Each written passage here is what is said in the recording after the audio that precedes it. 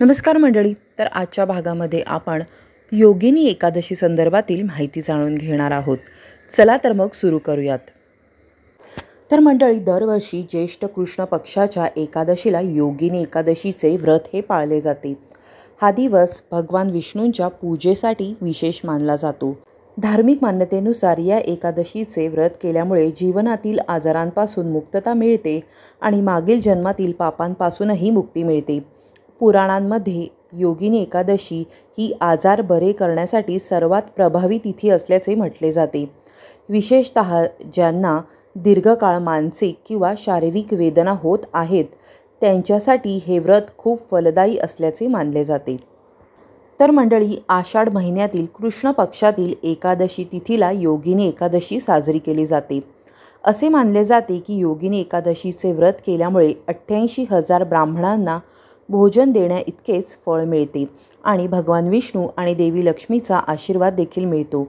योगिनी एकादशी व्रताचे महत्त्व असे आहे की या व्रतामुळे केवळ पापांचा नाश होत नाही, तर एखाद्याला जर श्राप मिळाला असेल तर तो देखील नष्ट होतो. तर मंडळी, योगिनी एकादशीचे व्रत जर तुम्ही करणार असाल तर दशमीच्या संध्याकाळपासून उपवासाचे नियम हे सुरू होतात. दशमीच्या रात्री गहू, ज्वारी, मूगडाळ इत्यादी पदार्थ खाऊ नयेत. तसेच सात्विक आहार करावा. तर या दिवशी मीठसुद्धा खाऊ नये.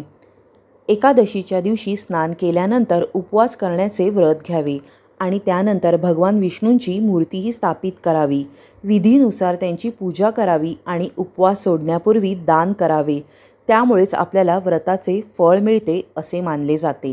योगिनी एकादशीच्या दिवशी भगवान विष्णूंसह तुळशी मातेची सुद्धा पूजा करावी.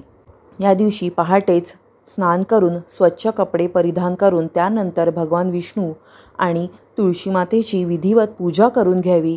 तुळशी मातेला जल अर्पण करावे आणि अगरबत्ती लावून घ्यावी आणि ओम नमो भगवते वासुदेवाय या मंत्राचा जप करावा. तसेच या दिवशी तुळशीला 7 वेळा प्रदक्षिणा घालणे हे अत्यंत शुभ मानले जाते. भगवान विष्णूला अर्पण केलेल्या नैवेद्यात सुद्धा तुळशीची पाने ठेवावीत, कारण असे मानले जाते की भगवान विष्णू हे तुळशीशिवाय कोणताही नैवेद्य हा स्वीकारत नाहीत. तुमची जर इच्छा असेल तर तुम्ही या दिवशी पूजा किंवा जप करण्यासाठी तुळशीची माळही वापरू शकता. जर तुमच्या घरात तुळशीचे रोप नसेल तर या दिवशी तुम्ही नवीन रोप लावणे हे अत्यंत शुभ मानले जाते. योगिनी एकादशीचे व्रत हे मन, शरीर आणि आत्मा शुद्ध करणारे मानले जाते. या दिवशी व्रत केल्यामुळे केवळ रोगांपासून आराम मिळतोच, परंतु याशिवाय पितृदोष आणि कौटुंबिक कलह, नकारात्मक ऊर्जेपासून सुद्धा मुक्तता होते. भगवान विष्णूच्या कृपेमुळे जीवनामध्ये सुख, शांती आणि समृद्धी येते. तर मंडळी, या एकादशीच्या व्रताच्या संध्याकाळी आपल्याला विष्णू सहस्त्रनाम किंवा योगिनी एकादशीची व्रतकथा ही पठण करावी किंवा श्रवण करावी असे सांगितले जाते. द्वादशीच्या दिवशी जेव्हा तुम्ही दान करणार आहात तेव्हा तुम्ही गोरगरिबांना अन्न, कपडे किंवा दक्षिणा यापैकी कोणतीही वस्तू ही दान करून आपला उपवास सोडू शकता. या दिवशी पिंपळाची पूजा करणे तसेच तुळशी मातेची पूजा करणे याला अत्यंत महत्त्व आहे. त्यामुळे योगिनी एकादशीच्या दिवशी पिंपळाच्या झाडाची पूजा करणे आणि त्याखाली दिवा लावणे हे अत्यंत पुण्याचे मानले जाते. यासोबतच तुळशी मातेची सुद्धा सेवा केल्यामुळे भगवान विष्णू हे प्रसन्न होतात असे सांगितले जाते.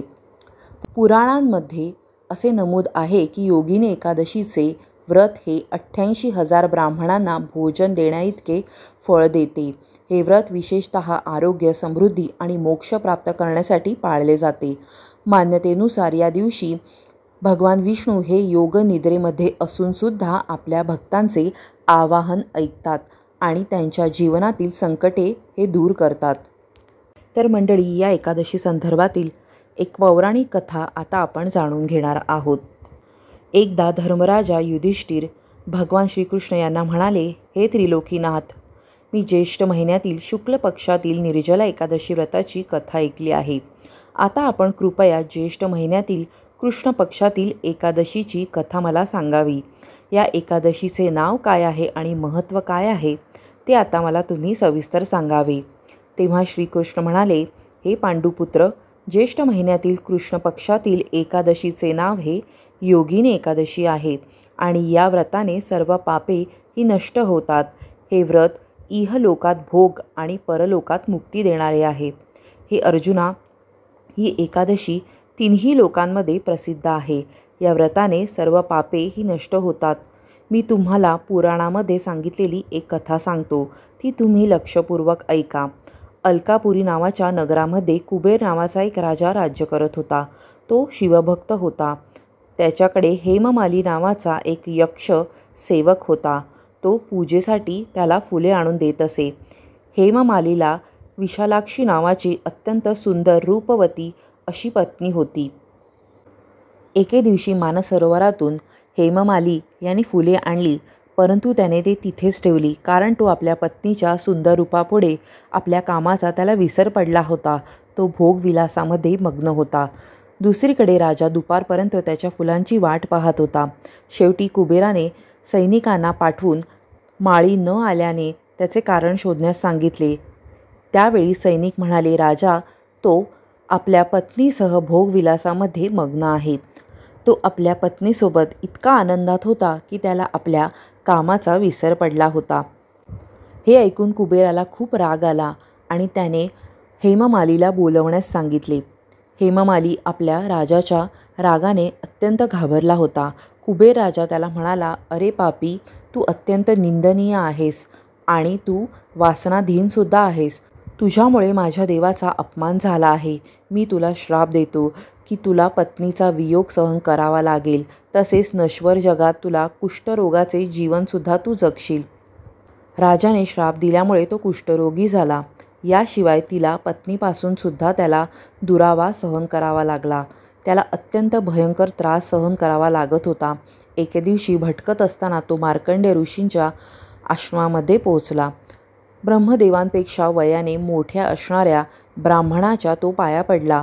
त्यांना पाहून मार्कंडेय ऋषी म्हणाले, तू असे कोणते पाप केले आहेस की तुझी ही अशी अवस्था झाली आहे? तेव्हा हेममालीने त्यांना संपूर्ण घडलेली गोष्ट सांगितली. हे ऐकून ऋषी म्हणाले की तू माझ्यासमोर खरे बोललास, म्हणून मी तुझ्या उद्धारासाठी एक व्रत सांगतो. आषाढ महिन्यातील कृष्ण पक्षातील योगिनी एकादशीचे तू व्रत केलेस तर तुमच्या सर्व पापांचा नाश होईल. हे ऐकून हेममाली खूप खुश झाला आणि ऋषींना त्याने साष्टांग नमस्कार केला आणि ऋषींच्या सल्ल्यानुसार त्याने योगिनी एकादशीचे व्रत हे केले. या व्रतामुळे त्याला त्याचे जुने स्वरूप हे प्राप्त झाले आणि तो आपल्या पत्नीसोबत आनंदाने राहू लागला. मंडळी, सर्व पापांपासून आणि सर्व आजारांपासून मुक्त करणारी अशी ही योगिनी एकादशीची कथा तुम्हाला कशी वाटली हे कमेंट्समध्ये मला नक्की कळवा. आवडली असेल तर लाईक करा, शेअर करा. पुढल्या भागात भेटूया एका नवीन विषयासह. तोपर्यंत लोभ असावा. धन्यवाद. जय श्रीहरी.